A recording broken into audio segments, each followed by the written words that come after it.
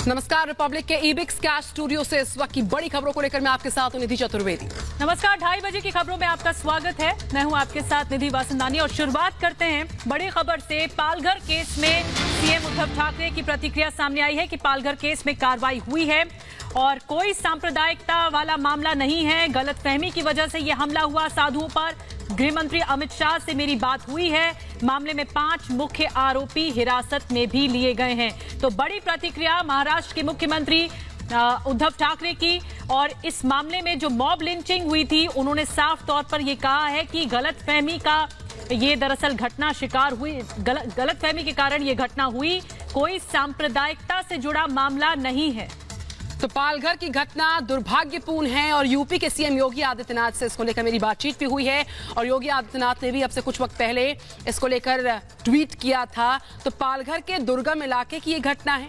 पालघर की घटना दुर्भाग्यपूर्ण है और इस पूरे मामले के तहत 5 मुख्य आरोपी हिरासत में लिए गए। इस केस में कार्रवाई हुई है, कोई सांप्रदायिक ये मामला नहीं है। गृह मंत्री अमित शाह से भी इसको लेकर मेरी बातचीत हुई है। ये बड़ी बातें जो मुख्यमंत्री उद्धव ठाकरे की तरफ से कही गई।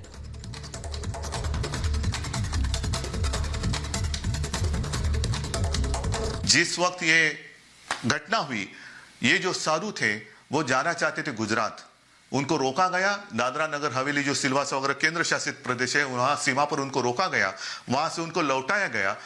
अब ये कोई चर्चा की बात नहीं हो सकती, अगर मगर में कोई मतलब नहीं है। अगर वहां पर उनको रोका जाता और दूसरे दिन सुबह महाराष्ट्र सरकार के साथ कोई सलाह मशवरा करके इनके बारे में निर्णय हो सकता था, लेकिन हुआ नहीं। दुर्भाग्य की बात है। लेकिन मैं आपको वचन देता हूं, इसमें कोई भी सांप्रदायिक बात है नहीं। 100 से भी ज्यादा लोगों को हमने गिरफ्तार किया है, जिनको 30 अप्रैल तक पुलिस कस्टडी मिली है, पुलिस की हिरासत में है। इसमें 5 जो इनके मुखिया थे वो भी आज कस्टडी में है और 100-150 जितने भी हो, जो भी लोग इसमें शामिल होने की संभावना है, उनकी तलाश जारी है। और फिर से मैं एक बार कहता हूं कि जो भी लोग इसमें गलतफहमी फैलाने की कोशिश करेंगे, कृपा कर ऐसा मत करें।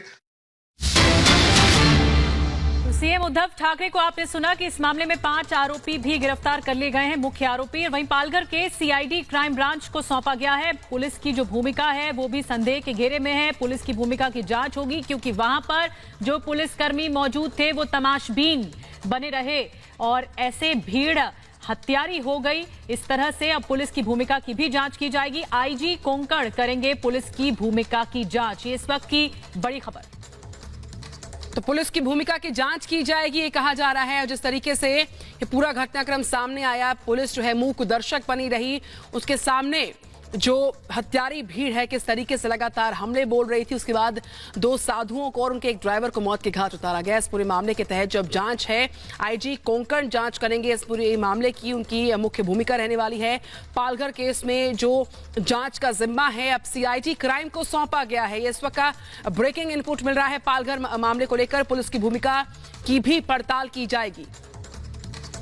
बड़ी जानकारी हम आपको दे रहे हैं कि इस पूरे मामले पर जांच होगी। उद्धव ठाकरे का भी कहना है कि मामला सांप्रदायिकता से जोड़कर नहीं देखा जाना चाहिए, पहली बात। दूसरी बात, पुलिस की भूमिका की भी जांच होगी। जो आईजी कोंकण हैं वो पुलिस की भूमिका की जांच करेंगे। इस मामले में सीआईडी पूरी तरह से मुस्तैद हो गई है। सीआईडी क्राइम को ये जांच अब सौंपी गई है। पालघर में जो मॉब लिंचिंग हुई, भीड़ इस तरह से हत्यारी हो गई, इस पूरे केस में बवाल बढ़ा। और अब जाकर जो एक्शन दिखाई दे रहा है वो ये कि पालघर के सीआईडी क्राइम को सौंपा गया। और किरीट सोमैया इस वक्त बीजेपी नेता हमारे साथ जुड़ गए। किरीट जी, ये बड़ी बात है कि उद्धव ठाकरे पहली बात तो ये कह रहे हैं कि इसे सांप्रदायिकता से जोड़कर नहीं देखा जाना चाहिए, दूसरी तरफ जांच का दायरा आगे बढ़ा दिया गया। अभी मैं मेरे साथ में हमारे स्थानीय विधायक अतुल भाटकर और हमारे उत्तर भारतीय समाज के नेता अमरजीत मिश्रा, हम उन महाराज जी के घर पर है, उस मंदिर पर है कांदीवली में, जहां ये तीनों लोग रहते थे। जो ड्राइवर की मृत्यु, उसका छोटा हमारे साथ में है ना। बहुत ही यहाँ पर दुखद वातावरण है। दूसरी बात, मैं चाहूंगा कि इतनी बड़ी घटना होने के बाद में सरकार में से एक व्यक्ति यहाँ नहीं आया है इस जगह पर उनको परिवार को मिलने या एनीवेयर। और अभी सांप्रदायिक भावना बाद में देखेंगे, लेकिन ये उद्धव ठाकरे के राज में चल क्या रहा है। 4 दिन में दूसरा लिंचिंग केस पालघर में हुआ और जब तक आप लोगों ने हंगामा मचाया नहीं तब तक उद्धव ठाकरे मुख्यमंत्री चुप बैठे थे। किरीट सोमैया जी, इस पूरे मामले की जांच सीआईडी क्राइम ब्रांच को सौंपी गई है। पुलिस की भूमिका लगातार संदेहास्पद है, किस तरीके से वो तमाशबीन बनी रहती है। तो अब तक की जो जानकारी सामने आ रही है कि सीआईडी क्राइम ब्रांच पूरी मामले की पड़ताल करेगी, आईजी कोंकण करेंगे, क्या कहेंगे आप इस कार्रवाई को लेकर? हमें इसमें विश्वास नहीं है। ये जांच एक कोई सिटिंग हाईकोर्ट जज के द्वारा हो या सीबीआई के द्वारा हो, क्योंकि अभी तक पुलिस के ऊपर एक नए पैसे की एक्शन नहीं हुई है। जो आपको उसमें दिख रहा था उसके ऊपर भी एक्शन नहीं हुई है। बीजेपी क्या एक्शन लेगी? ये रिपोर्ट नहीं दिया था। अब बीजेपी क्या करेगी? सीएम को नहीं कहा। इसके लिए इसकी जांच हाईकोर्ट जज के द्वारा हो या सीबीआई के द्वारा हो। आप कह रहे हैं कि इसकी जांच सीबीआई के द्वारा कराई जानी चाहिए या हाईकोर्ट जज, मुंबई हाईकोर्ट का जज।